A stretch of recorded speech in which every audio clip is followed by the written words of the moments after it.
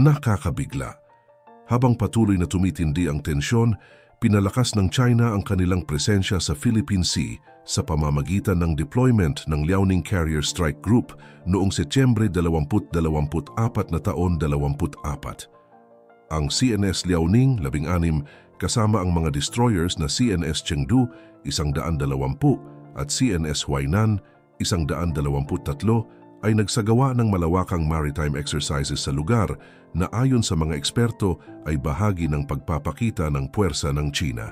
Ang deployment ng Liaoning Carrier Strike Group ay isang simbolo ng military might ng China, lalo na sa harap ng mga bansang tulad ng Pilipinas at Japan. Ayon sa mga ulat, ang carrier group na pinangunahan ng CNS Liaoning ay nagsagawa ng sea trials kasama ang kanilang bagong carrier-borne next-generation stealth fighter aircraft, ang J-35. Ito ay bahagi ng mas malawakang pagsisikap ng China na palakasin ang kanilang naval capabilities at ipakita sa mundo ang kanilang kakayahan sa karagatan.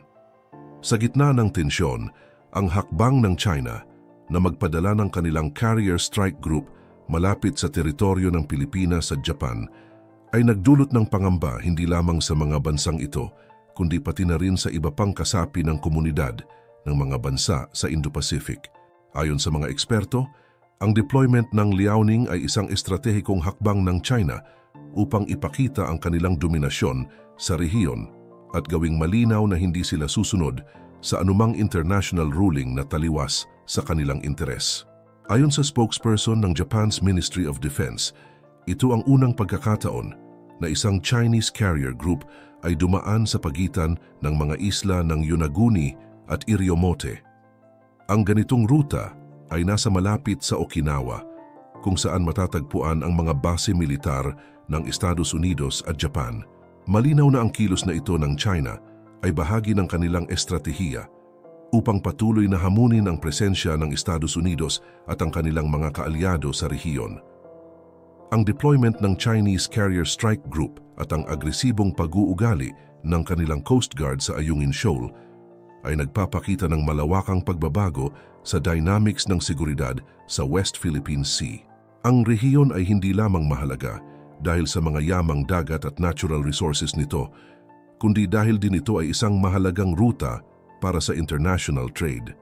Mahigit 3 trilyong dolyar na halaga ng mga kalakal ang dumadaan sa South China Sea taon-taon, kaya't anumang tensyon sa lugar ay maaaring magdulot ng epekto sa global economy.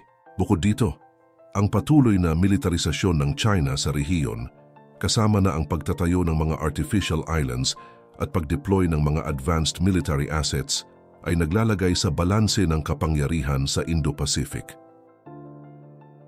Ang mga bansang tulad ng Pilipinas, Vietnam at Malaysia na may mga legitimate claims sa lugar ay nakakaranas ng mas malaking banta sa kanilang mga maritime rights. Dagdag pa rito, ang US at ang kanilang mga kaalyado tulad ng Japan at Australia ay mas binibigyang pansin ang kanilang mga military alliances at pagtutulungan upang harapin ang lumalaking impluensya ng China. Ang patuloy na pagkilos ng China sa West Philippine Sea ay isang hamon hindi lamang para sa Pilipinas, kundi para sa buong komunidad ng mga bansa sa rehiyon.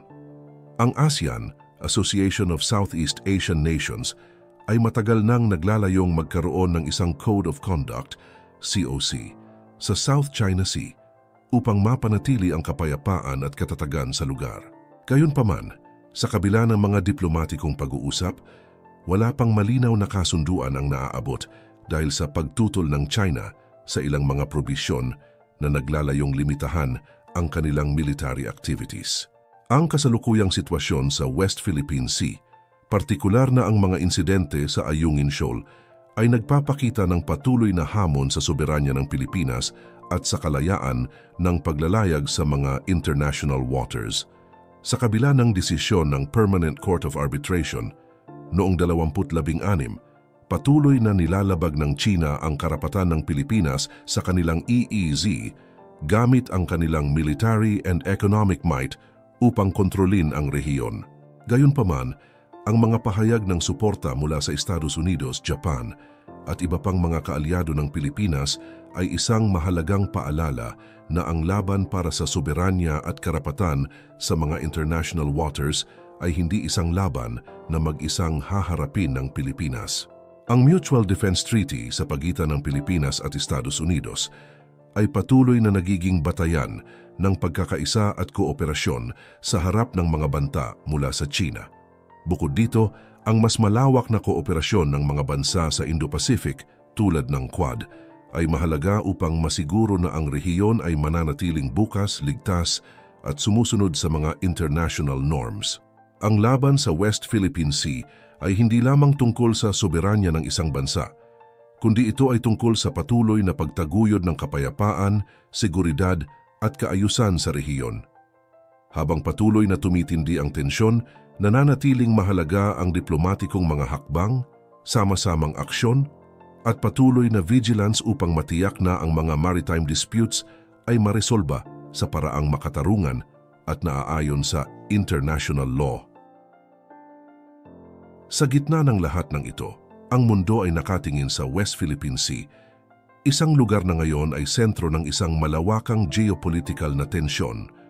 Ang Pilipinas, kasama ang suporta ng mga kaalyado, ay patuloy na magbabantay upang ipagtanggol ang kanilang teritoryo at karapatan habang umaasa na ang diplomatikong mga hakbang ay magbibigay daan sa isang mapayapang solusyon sa alitang ito. Manila, Setyembre 2024. Sa nakalipas na dekada, ang tensyon sa West Philippine Sea ay patuloy na tumataas habang ang China ay nagiging mas agresibo sa paggiit ng kanilang mga maritime claims sa kabila ng mga international rulings na pabor sa Pilipinas. Sa pinakahuling insidente, ang Estados Unidos ay mariing naglabas ng pahayag na tumutuligsa sa aksyon ng China na harangin ang resupply mission para sa BRP Sierra Madre, isang naval vessel ng Pilipinas na matagal nang nakadaong sa Ayungin Shoal, Second Thomas Shoal, bilang simbolo ng kanilang soberanya sa lugar. Ang Ayungin Shoal ay bahagi ng Exclusive Economic Zone, EEZ ng Pilipinas, batay sa United Nations Convention on the Law of the Sea, UNCLOS. Gayunpaman, sa kabila ng desisyong ito ng Permanent Court of Arbitration noong 2016 na nagsasabing walang basehan ang 9-dash line claim ng China, patuloy ang Beijing sa pagpapadala ng mga barko at militar na kagamitan sa lugar. Ito ang dahilan kung bakit, sa kabila ng mga internasyonal na batas, patuloy ang hidwaan sa West Philippine Sea. Ang resupply mission para sa BRP Sierra Madre na isang estratehikong hakbang ng Pilipinas upang mapanatili ang presensya nito sa Ayungin Shoal ay naging sanhi ng direktang komprontasyon sa pagitan ng China at Pilipinas. Dahil sa agresibong pagharang ng Chinese Coast Guard, CCG, at militia vessels, naglabas ng pahayag ang US State Department. Nagpapakita ng kanilang suporta sa Pilipinas at kinokondena ang mga aksyon ng China. Ibinabala ng Estados Unidos na ang ganitong uri ng agresyon ay nagdudulot ng mas matinding tensyon at banta sa seguridad ng rehiyon. Upang maunawaan ang kasalukuyang sitwasyon, mahalagang balikan ang kasaysayan ng alitan sa West Philippine Sea, South China Sea sa global context. Ang West Philippine Sea ay mayaman sa natural na yaman, kabilang na ang langis, natural gas at produktibong fishing grounds.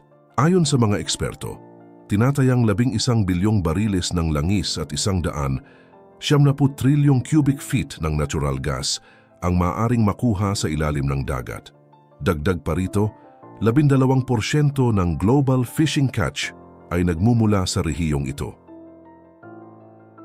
Maraming bansa kabilang ang Pilipinas, Vietnam, Malaysia, Brunei at Taiwan ang nagiit ng kanilang kani-kaniyang territorial claims sa bahagi ng West Philippine Sea. Gayunpaman, ang China ang may pinakamalaking inaangkin na naglalayong kontrolin ang halos buong rehiyon gamit ang kanilang 9-dash line. Ang 9-dash line claim ng China ay batay umano sa mga lumang mapa, ngunit ito ay mariing tinutulan ng ibang mga bansa at itinuring na labag sa UNCLOS. Noong 2013, nagsampa ang Pilipinas ng kaso laban sa China sa Permanent Court of Arbitration, PCA, sa The Hague, Netherlands. Noong 2016, naglabas ng pinal na desisyon ang PCA na nagsasabing ang 9-dash line ng China ay walang legal na basehan. Ayon sa desisyon, ang Ayungin Shoal at iba pang mga bahagi ng Spratly Islands ay nasa loob ng EEZ ng Pilipinas, kaya't sila ang may karapatan dito ayon sa international law. Gayunpaman, sa kabila ng ruling na ito, patuloy na nilalabag ng China ang soberanya ng Pilipinas sa pamamagitan ng kanilang mga agresibong aksyon sa lugar. Sa gitna ng tensyon sa West Philippine Sea, mariing naglabas ng pahayag ang Estados Unidos bilang suporta sa Pilipinas. Ayon sa US Department of State, ang mga aksyon ng China ay isang tahasang paglabag sa mga international laws, partikular na sa UNCLOS.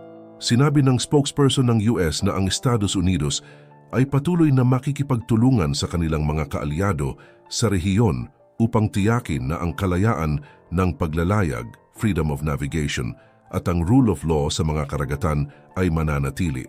Bukod pa rito, binigyang diin ng Estados Unidos ang Mutual Defense Treaty, MDT, nito sa Pilipinas.